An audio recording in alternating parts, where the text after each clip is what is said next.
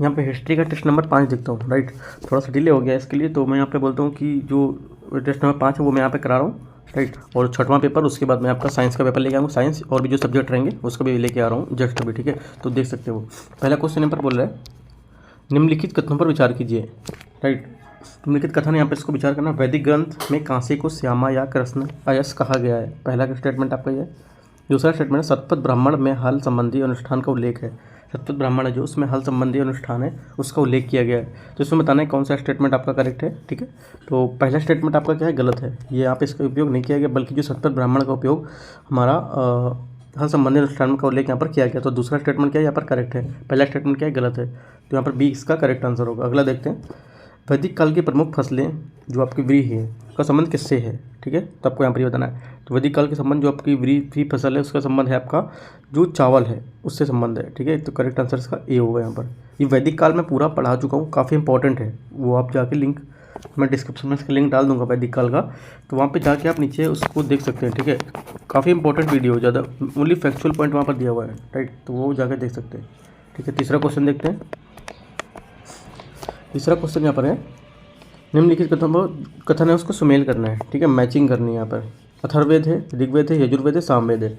तो इसमें कौन कौन से थे इसको आपको यहाँ पर क्या है मैच करना है, ठीक है। इसको देखते हैं। यहाँ पर पहला बोला अथर्ववेद, ऋग्वेद, यजुर्वेद, सामवेद। तो इसको देखते हैं जो हमारा यहाँ पर रहेगा। हम देखते हैं पहले ए में क्या है, अथर्ववेद लिखा हुआ है, ठीक है। अथर्ववेद आपका क्या है, जैसे मेरे को इसमें से एक आता है, मैं इसको देखता हूँ मेरे को कौन सा आता है, ठीक है। तो इसमें देख लेता हूँ,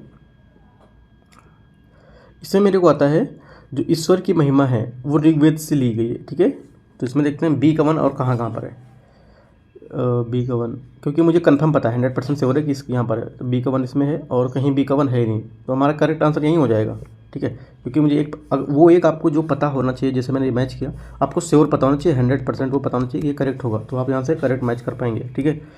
तो हमको इस तरह से पता चला। अगर आप देखते हैं और देखते हैं, जैसे ऋग्वेद यहाँ पर दिया हुआ है, ठीक है, ये सॉरी अथर्ववेद दिया हुआ है यहाँ पर। तो अथर्ववेद का क्या होगा, यहाँ पर औषधियों से संबंधित होगा। तो ए का थ्री कहाँ पर, ए का थ्री आपका ये भी है और एक का ये भी है, तो आप यहाँ पे फंस जाएंगे, ठीक है। ऐसा क्वेश्चन आप चूज़ किया कीजिए यहाँ पे जो भी आपको आता है, क्योंकि वहाँ पे एग्जाम माहौल में तो नहीं पता कर पाएंगे कि कौन सा हम चूज़ करें, आपको आता कोई एक ही होगा, राइट। तो एक आप देखिए, अगर आपको एक से अगर होता है एलिमिनेट तो अच्छी बात है, वरना एक दो आप और थोड़ा सा रीड कर लीजिए, क्योंकि ज़्यादातर 70% चांस रहते हैं कि एक से हुई आपका हो जाना चाहिए, ठीक है। तो यहाँ पर इसका आंसर हमारा क्या होगा, हमारा इसका आंसर करेक्ट आंसर ए होगा।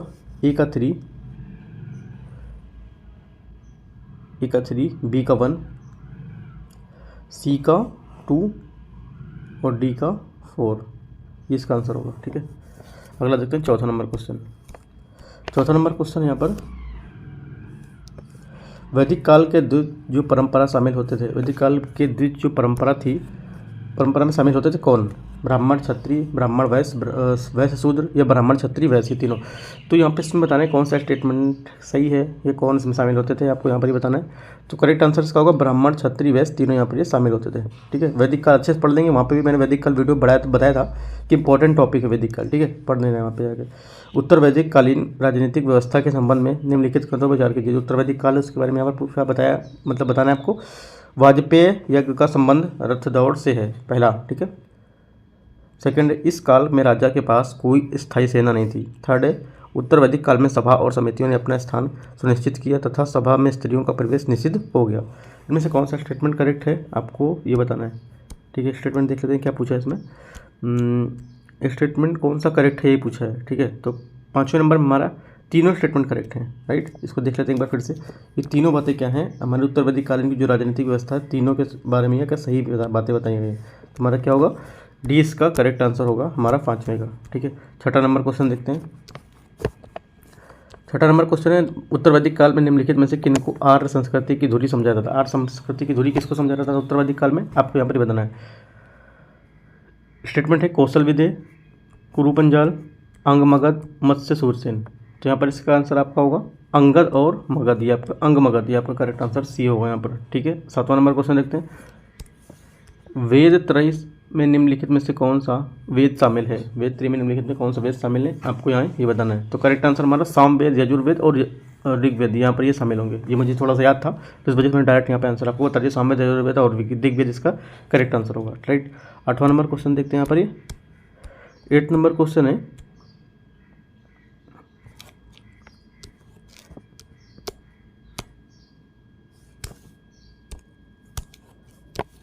अठारह नंबर क्वेश्चन, उत्तर प्रदेश कालीन आर्थिक जीवन के संबंध में निम्नलिखित क्वेश्चन में कौन सम्मिलित नहीं है, ठीक है। कौन सा सम्मिलित इसमें नहीं है उत्तर वैदिक काल में, वही बताना है, मतलब कौन सा सम्मिलित नहीं है। एक सम्मिलित इसमें नहीं होगा और 3 क्या है, सम्मिलित होंगे, ठीक है। एक इसमें नहीं होगा, तो 3 इसमें सही है और एक गलत है इसमें। तो कौन सा गलत है देखते हैं इसको। यहाँ पे देखो, पहला रज्जु सर्ज है, रस्सी बटने वाला, ये सही था, ये सही होता था, ठीक है। अयस्ताप, ये भी आपका सही है, धातुओं को गलाने वाला होता था। जो रजित्री होती थी कपड़ा रंगने वाली, ये भी आपका सही है, राइट। उसके बाद जो 8वां यहाँ पे डी नंबर है, कुलाल मणियों का व्यवसाय, ये आपका यहाँ पे गलत था, ठीक है। ये यहाँ पे ये नहीं था, तो करेक्ट आंसर क्या होगा इसका, डी होगा। अगला देखते हैं 9वां नंबर, निम्नलिखित कथनों पर विचार कीजिए। उत्तर वैदिक काल में आराधना की रीति परिवर्तन आने से पशुधन का ह्रास हो गया, ठीक है, पहला स्टेटमेंट। दूसरा है, उत्तर वैदिक काल में सृजन के देवता प्रजापति को सर्वोच्च स्थान मिला, प्रजापति था, उनको क्या सर्वोच्च स्थान दिया गया था। स्टेटमेंट देखते हैं। पहला स्टेटमेंट है, केवल एक या केवल दो या एक दो या एक में से कोई नहीं, तो यहाँ पर हमारा आंसर होगा दोनों बातें यहाँ करेक्ट हैं, ठीक है। ये दोनों बातें क्या हैं, हमारी करेक्ट हैं। अगला देखते हैं 10वां नंबर, जो लास्ट क्वेश्चन है हमारा। प्राचीन भारत में निसाका से जाते थे, निसाका से जाने जाते थे कौन, निसाका हमारी किससे जाने जाते थे प्राचीन भारत में, इसको बताना है। तो हमारा निसाका जाने जाते स्वर्ण और आभूषण से, ठीक है, स्वर्ण और आभूषण से यहाँ पर ये जाने जाते थे। तो यहाँ पे 10 क्वेश्चन पूरे हो गए। और मैंने इसका जो लास्ट मैंने पेपर कराया हुआ था, ठीक है, मैंने चौथा पेपर कराया हुआ था, तो वहाँ पे मैं एक क्वेश्चन पूछा हुआ था लास्ट का, 10वां क्वेश्चन या 9वां क्वेश्चन ऐसा कुछ था, तो वहाँ पे किसी ने इसका आंसर नहीं दिया है, राइट। आंसर देंगे तो थोड़ा सा आप गूगल करेंगे या रीड करेंगे तो आपके लिए अच्छा रहेगा वो, बाकी आपके ऊपर है, आप नहीं देंगे, मेरे से उसमें कुछ नहीं है, राइट। मैं तो सिर्फ आपके लिए बता रहा हूँ कि अगर एक क्वेश्चन नहीं आ रहा है, थोड़ा सा गूगल करके देख लेंगे तो वहाँ से 2-3 चीज़ें एक्स्ट्रा मिल जाएंगी। अगर आता है तो बहुत अच्छी बात है, राइट। इस वजह से मैं बीच बीच में क्वेश्चन उससे पूछ लेता हूँ, काफ़ी ईजी क्वेश्चन था वो, ठीक है। बाकी आप देख सकते हैं, अगर आपको वहाँ पर आंसर देना है तो वहाँ पर आप जाके आंसर लास्ट में दे सकते हैं, ठीक है। तो नेक्स्ट का जो 6वां नंबर वीडियो होगा वो मैं जस्ट लेके आ रहा हूँ। All the best, thank you.